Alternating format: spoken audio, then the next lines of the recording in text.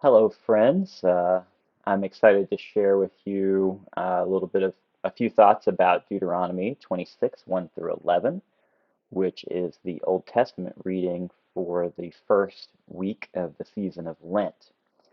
Before we get into the passage itself, I want to provide some context here of where this passage is occurring and about the book of Deuteronomy as a whole. And so you can see some of that right over here in this area of what I want to talk about there. That first of all, it's important to sort of know something about the book of Deuteronomy as a whole and kind of how it's functioning.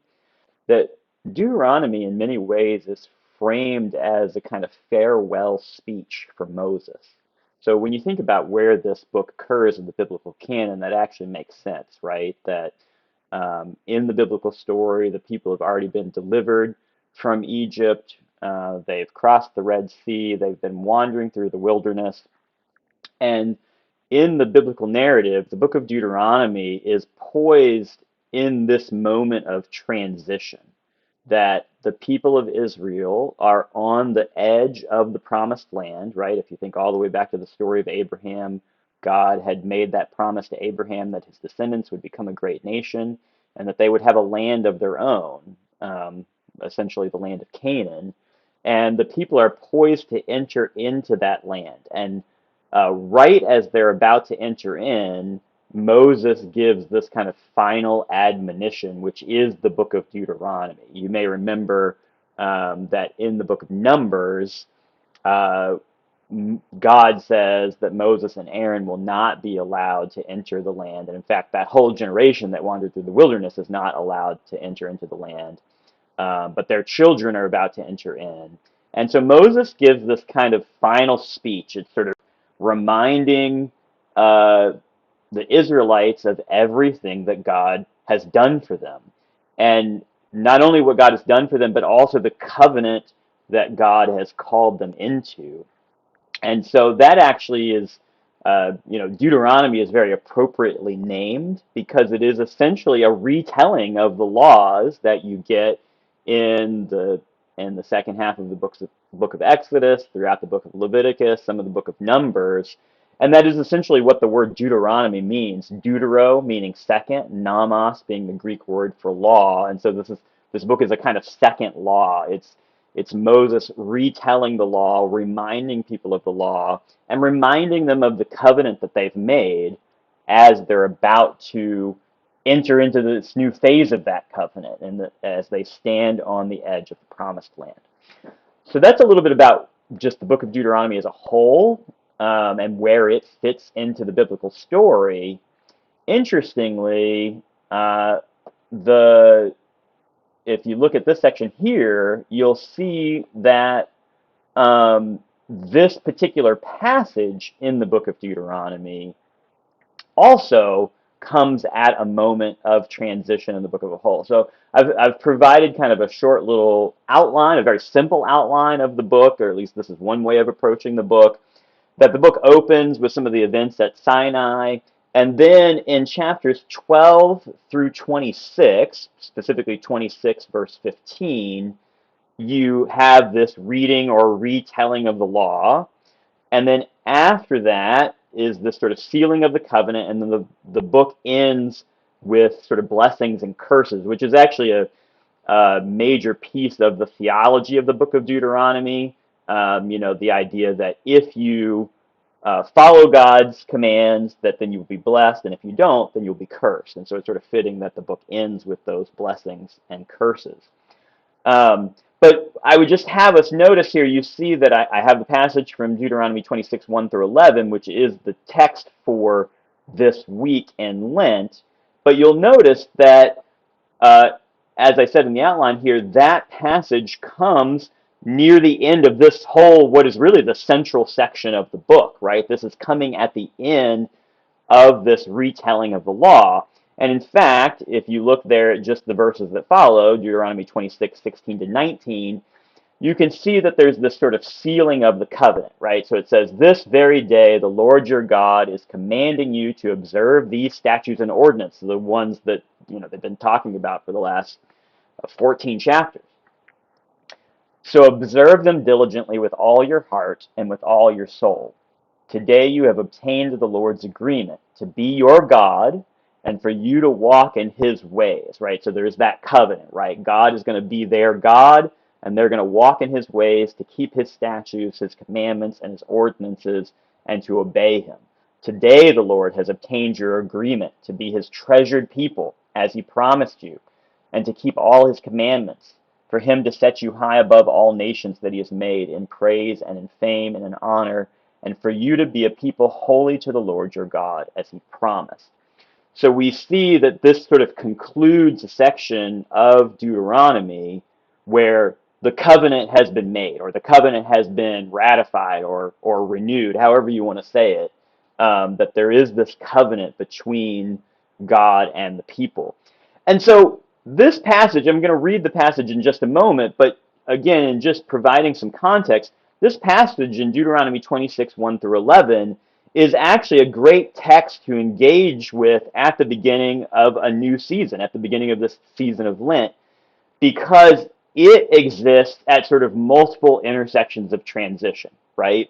That we're beginning a new season in the church year, in the season of Lent, but this text reminds us of a number of important elements as we begin that new season, just by virtue of where it lands in the biblical story, right? Because Deuteronomy is happening at this moment of transition as the people are about to enter the land, and Moses is reminding them of their covenant at that moment, that crossroads moment, right? Like they're about to enter into the land, and it's sort of like, hey, don't forget what God has done. Don't forget the covenant that you have agreed to, and let's renew that covenant here, which is a really appropriate sort of word for the beginning of the season of Lent, in which that's kind of we're doing the same thing, right? We're beginning this new season, and this season is about reminding us of the covenant that God has made with us through Jesus Christ. So I'll say more about that in a little bit, but let's get into the text itself. All right, so Deuteronomy 26, 1 through 11. When you have come into the land that the Lord your God is giving you as an inheritance, so see, we're right on the edge of the land there, right? They're ready to enter into the promised land. To possess, and you possess it and settle in it, you shall take some of the first of all the fruit of the ground which you harvest from the land that the Lord your God is giving you. And you shall put it in a basket and go to the place that the Lord your God will choose as a dwelling for his name. You shall go to the priest who is in office at that time and say to him, Today I declare to the Lord your God that I have come into the land that the Lord swore to our ancestors to give us. When the priest takes the basket from your hands and sets it down before the altar of the Lord your God, you shall make this response before the Lord your God. Okay, so before we get into this piece, I just want to say something really quickly here. So again, the scene is they're entering into the land. It seems like at this point they've been in the land long enough to have a harvest, right? So they're the very first harvest. They're bringing the first fruits of that harvest and bringing it to the priest and making an offering to God as a sort of acknowledgement that God has brought them into this land. So there's this action that takes place to acknowledge the covenant, acknowledge what God has done. But then this next piece is really interesting because it's a sort of recounting of the story, uh, almost like a creed, right? Almost a reminder of like, hey, this is who I am as part of the people of God. This is who we are as the people of God. So as they bring this offering, and as they offer to the priest, and the priest takes the basket, the person making the offering is supposed to say uh, what we have right here: a wandering, oh, sorry, there we go. A wandering Aramaean was my ancestor, right? Um, there's this acknowledgement that the people of God were sort of nobody, right? They were just wandering migrants without a home. And it says, a wandering Aramaean was my ancestor. He went down into Egypt and lived there as an alien, few in number, and there he became a great nation, mighty and populous. When the Egyptians treated us harshly and afflicted us by imposing hard labor on us, we cried to the Lord, the God of our ancestors. The Lord heard our voice and saw our affliction, our toil, and our oppression. The Lord brought us out of Egypt with a mighty hand and an outstretched arm. with a terrifying display of power and with signs and wonders. And he brought us into this place and gave us this land, a land flowing with milk and honey. So now I bring the first of the fruit of the ground that you, O Lord, have given me. You shall, and so then that ends the sort of creed, right? Like the sort of telling of the story. And it says, you shall set it down before the Lord your God and bow down before the Lord your God. Then you, together with the Levites and the aliens who reside among you, shall celebrate with all the bounty that the Lord your God has given to you and to your house. So I just actually find this text pretty fascinating, right? And actually really, as I already said, useful for the beginning of the season of Lent, but also just useful in thinking about how we think about our own identity as part of the people of God, right? That one of the first things that the people are to do when they enter into this land is to bring an offering, and as they bring that offering, they sort of retell their story as the people of God, right? That our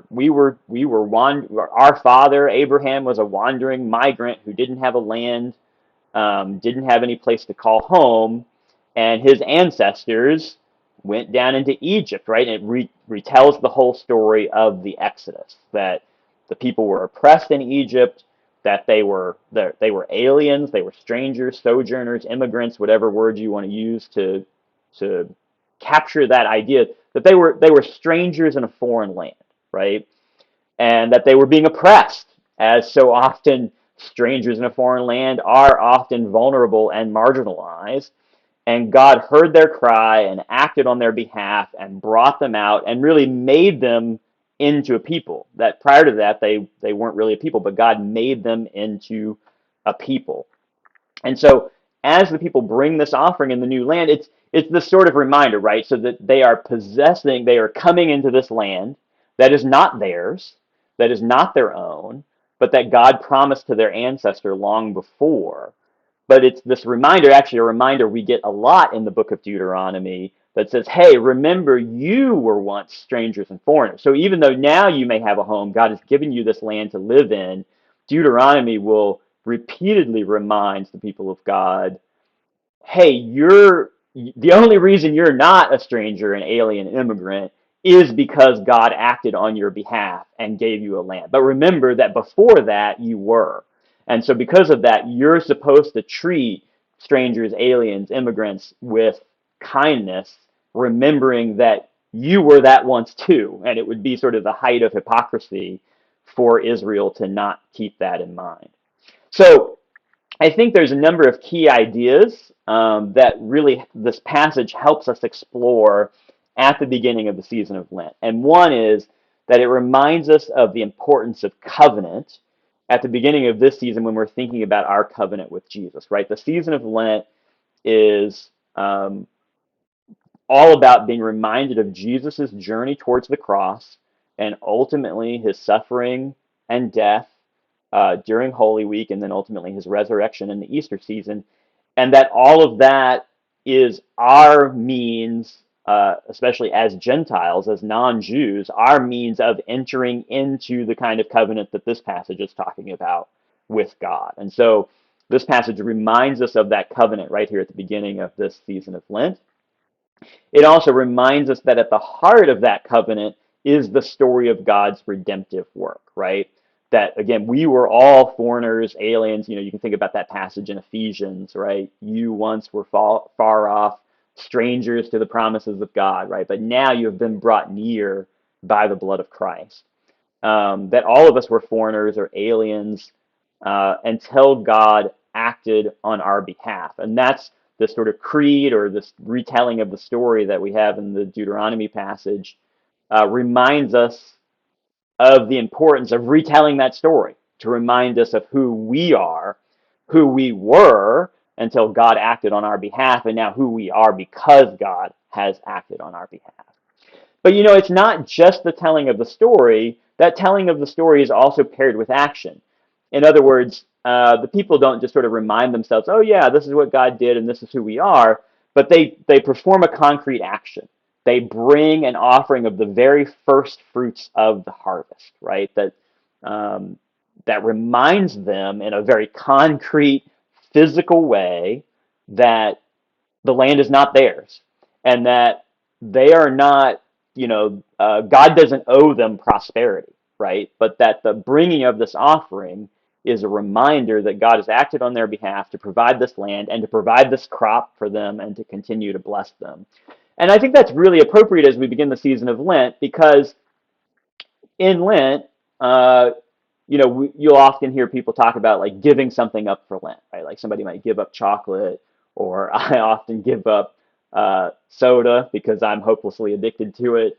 Um, but that physical act is meant to be a sort of reminder of a spiritual reality, of our dependence on God, of the ways that God has provided for us, and also that very small, almost insignificant sacrifice in a lot of cases reminds us of Jesus' really major and significant sacrifice on our behalf.